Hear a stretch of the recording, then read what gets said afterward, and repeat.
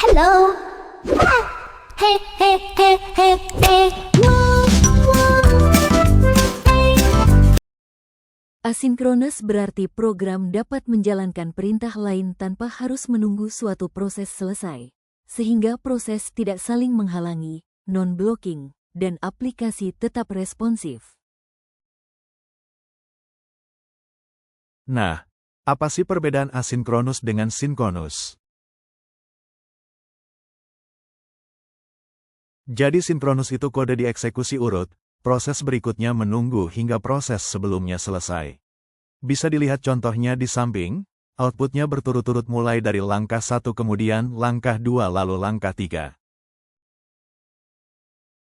Nah, berbeda dengan asinkronus, pada asinkronus kode berikutnya dapat dijalankan tanpa menunggu proses sebelumnya selesai, terutama pada operasi yang memerlukan waktu seperti akses file atau network request. Nah, bisa dilihat di layar bagaimana cara kerja konsep asinkronus dalam JavaScript.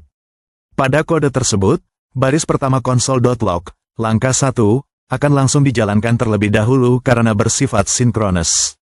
Selanjutnya, fungsi setTimeout digunakan untuk menunda eksekusi perintah di dalamnya selama 1 detik.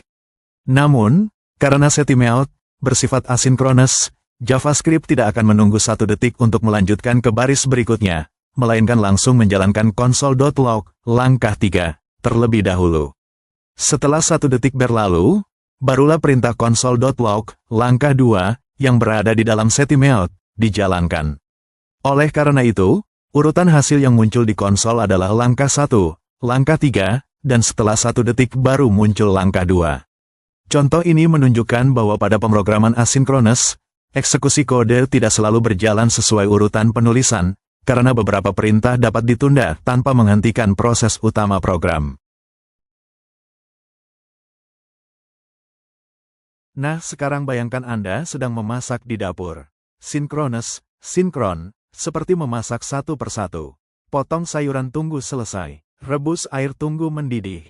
Masak nasi tunggu matang. Sedangkan, asinkronus, asinkron, seperti chef profesional yang bisa melakukan banyak hal bersamaan.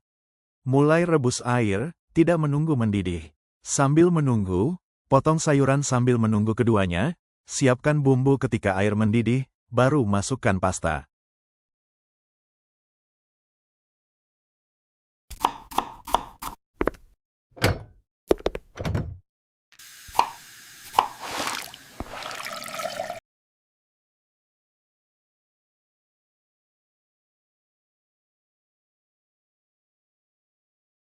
Dengan menggunakan callback. Pertama, mari kita lihat kode di sebelah kiri. Kita punya fungsi bernama pesan pizza, callback. Di dalam fungsi ini, kita memesan pizza dengan menampilkan pesan, memesan pizza. Setelah itu, kita mensimulasikan waktu memasak selama 3 detik menggunakan setTimeout. Nah, karena memasak butuh waktu, kita tidak mau program kita berhenti hanya karena menunggu pizza matang. Jadi kita gunakan konsep asinkronus. Selama proses memasak berlangsung, program utama bisa tetap berjalan. Setelah 3 detik berlalu, barulah muncul pesan, pizza sudah siap. Pada saat itu, fungsi callback dipanggil. Callback ini berisi perintah yang ingin kita jalankan setelah pizza siap, yaitu memanggil fungsi makan pizza. Di fungsi makan pizza, ini, muncul pesan, yeay, saatnya makan pizza. Jadi urutannya seperti ini, memesan pizza. Menunggu 3 detik sambil program lain bisa berjalan. Setelah siap, callback dipanggil untuk memberitahu bahwa pizza bisa dimakan. Lalu, di sisi kanan slide, dijelaskan bahwa callback ini bisa kita anggap seperti panggilan balik. Analogi sederhananya seperti ini. Ketika kamu pesan pizza di restoran, kamu tidak perlu menunggu di tempat. Kamu bisa melakukan hal lain, lalu kamu bilang ke pelayannya, telepon saya kalau pizzanya sudah siap. Nah, nomor telepon itulah ibaratnya callback, dan pelayan akan menelepon kamu ketika pizza siap. Jadi, callback membantu kita memberitahu program apa yang harus dilakukan setelah proses asinkronus selesai, tanpa harus menghentikan seluruh program.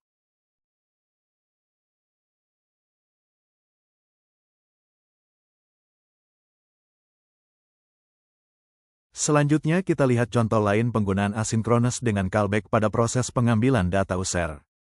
Perhatikan fungsi pertama, yaitu ambil data user, userit, callback. Di dalam fungsi ini, kita mencetak pesan, mengambil data user, untuk menunjukkan bahwa kita sedang melakukan proses pengambilan data. Lalu kita gunakan setTimeout selama 2 detik sebagai simulasi request ke server. Artinya, kita pura-pura sedang mengambil data dari server dan butuh waktu 2 detik untuk menerima respons. Setelah 2 detik, kita buat sebuah objek user data berisi data pengguna, seperti id, nama, dan email.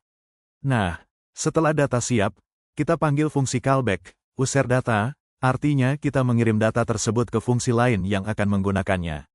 Sekarang lihat fungsi berikutnya, tampilkan profil, user. Fungsi ini menerima data user dari callback tadi, lalu mencetak profilnya ke layar, seperti nama dan email. Kemudian di bagian akhir, kita memanggil fungsi ambil data user, 123, tampilkan profil. Artinya, kita ingin mengambil data user dengan ID 123, dan setelah datanya berhasil diambil, setelah 2 detik, kita ingin memanggil fungsi tampilkan profil untuk menampilkan profil user tersebut. Jadi alur eksekusinya adalah, program memulai dengan mengambil data user ID 123. Menunggu 2 detik, simulasi request ke server, setelah data diterima, callback dipanggil. Fungsi tampilkan profil dijalankan dan menampilkan profil user di konsol. Konsep ini menggambarkan bagaimana callback digunakan untuk menangani hasil dari proses asinkronus, seperti pengambilan data dari server. Dengan cara ini, program tidak berhenti saat menunggu data, tapi akan mengeksekusi perintah lain dulu, lalu melanjutkan ke callback ketika data sudah siap.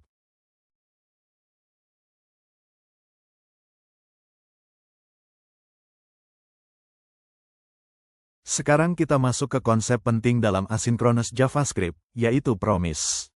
Promise adalah sebuah objek yang digunakan untuk merepresentasikan proses yang belum selesai saat ini, tapi akan selesai di masa depan, bisa dengan hasil berhasil, fulfill, atau gagal, reject. Promise punya 3 status utama.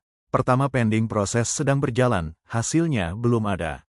Kedua, fulfill proses berhasil, hasil tersedia. Reject proses gagal, terjadi error atau data tidak sesuai.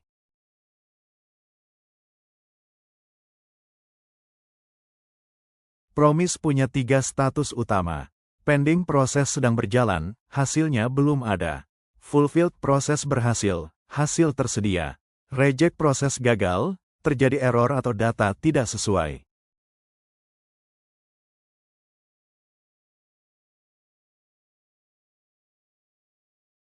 Silakan teman-teman perhatikan gambar di atas.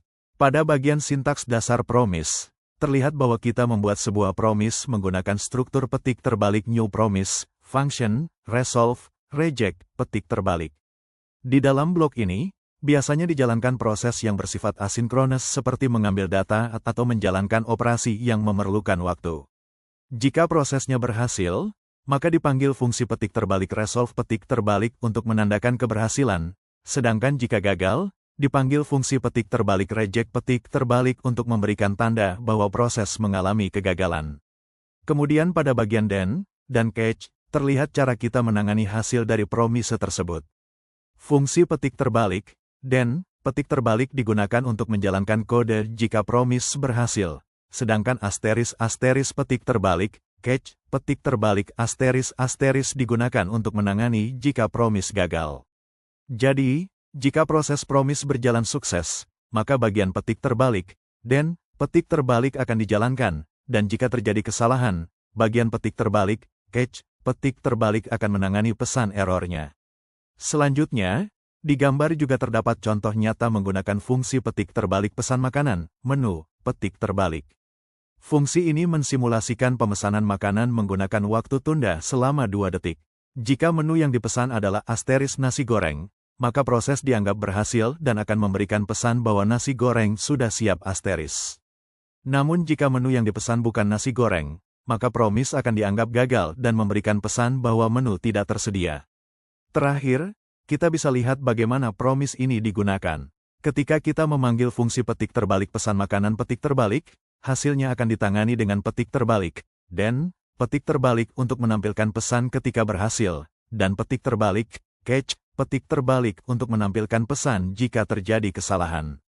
Dari gambar ini, teman-teman bisa memahami bahwa Promise membantu kita menulis kode asinkronus dengan cara yang lebih rapi, mudah dibaca, dan tidak membingungkan, karena kita bisa memisahkan logika antara hasil yang berhasil dan yang gagal dengan jelas.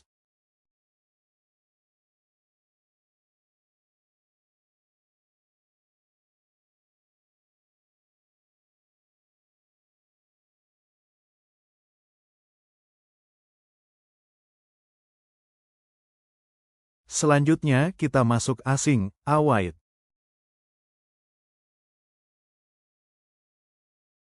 Silakan teman-teman perhatikan slide ini. Nah, di sini dijelaskan tentang async, await, yaitu cara paling modern dan mudah dalam menangani operasi asinkronus di JavaScript.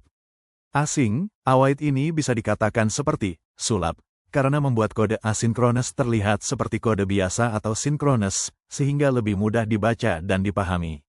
Pada bagian sintaks dasar, dijelaskan bahwa untuk membuat fungsi asinkronus, kita cukup menambahkan kata kunci async di depan deklarasi fungsi.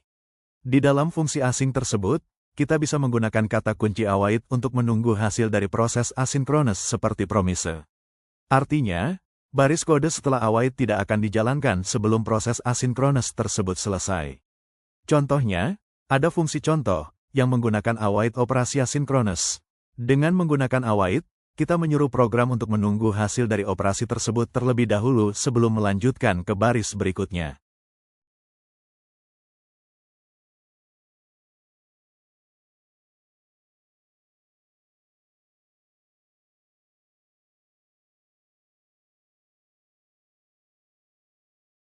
Kemudian dijelaskan juga contoh fungsi bernama tunggu, detik, yaitu fungsi yang mengembalikan promise dan mensimulasikan penundaan selama beberapa detik. Fungsi ini berguna untuk menunjukkan bagaimana cara kerja waktu tunggu dalam asinkronus. Jadi di sini dibandingkan dua cara penulisan kode asinkronus. Cara lama menggunakan then, di mana kita menulis callback setelah promise selesai. Kode ini terkadang membuat alur program sulit dibaca. Cara modern menggunakan async, await, di mana kita bisa menulis kode asinkronus seperti kode biasa. Kita bisa memulai proses dengan mencetak pesan, mulai menunggu, lalu menggunakan await untuk menunggu hasil dari fungsi tunggu, 2, dan setelah itu barulah mencetak pesan hasil dan selesai.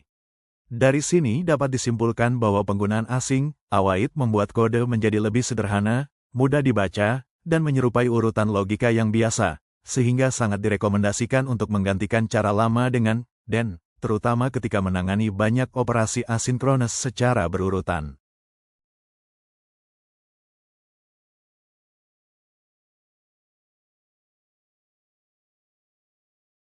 Nah, ini merupakan contoh penerapan nyata dari konsep async, await di JavaScript dengan simulasi proses memasak nasi goreng. Melalui contoh ini, kita bisa memahami bagaimana async, await membantu mengatur urutan proses asinkronus agar berjalan sesuai logika yang mudah dipahami. Terdapat 3 fungsi utama. Siapkan bahan, berfungsi untuk menyiapkan bahan makanan. Fungsi ini mengembalikan promise dan menggunakan settimelt untuk mensimulasikan waktu yang dibutuhkan menyiapkan bahan, misalnya 1 detik. Setelah selesai, promise akan dianggap berhasil dan mengembalikan pesan bahwa bahan sudah siap. Masak, bahan, berfungsi untuk memasak bahan tersebut. Proses ini juga membutuhkan waktu, misalnya 2 detik, dan setelah selesai akan memberikan pesan bahwa bahan sudah matang. Sajikan, makanan, berfungsi untuk menyajikan makanan setelah selesai dimasak, dengan waktu simulasi yang lebih singkat, yaitu 0,5 detik, dan mengembalikan pesan bahwa makanan siap disantap. Semua fungsi di atas mengembalikan promise, karena setiap langkah adalah proses asinkronus yang butuh waktu.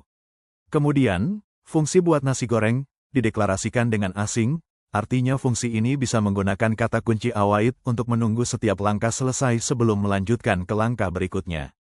Urutan proses di dalam fungsi ini adalah: langkah pertama, menyiapkan bahan nasi dan bumbu menggunakan await siapkan bahan. Program akan menunggu sampai bahan selesai disiapkan sebelum melanjutkan. Langkah kedua, memasak nasi goreng menggunakan await masak. Proses ini baru dimulai setelah bahan siap. Langkah ketiga, menyajikan nasi goreng menggunakan await sajikan, dan program akan menunggu sampai proses penyajian selesai. Setelah ketiga langkah tersebut selesai, barulah akan muncul pesan bahwa nasi goreng sudah jadi. Dari contoh ini bisa disimpulkan bahwa penggunaan asing, await membuat proses asinkronus berjalan berurutan dan mudah dipahami, seperti kita membaca langkah-langkah memasak di dunia nyata, mulai dari menyiapkan bahan, memasak, hingga menyajikan. Tanpa asing, await, urutan seperti ini akan sulit dicapai dengan callback atau then yang menumpuk.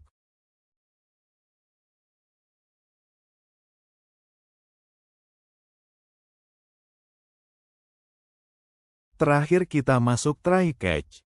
Struktur ini digunakan untuk menangani error atau kesalahan yang mungkin terjadi saat program dijalankan, runtime error. Tujuannya adalah supaya program tidak langsung berhenti ketika ada kesalahan, melainkan bisa menangani error tersebut dengan baik. Pada blok try, kita menuliskan kode yang kemungkinan besar bisa menyebabkan error. Jika ternyata di dalam blok try terjadi kesalahan, maka program tidak akan berhenti, tetapi langsung berpindah ke blok catch.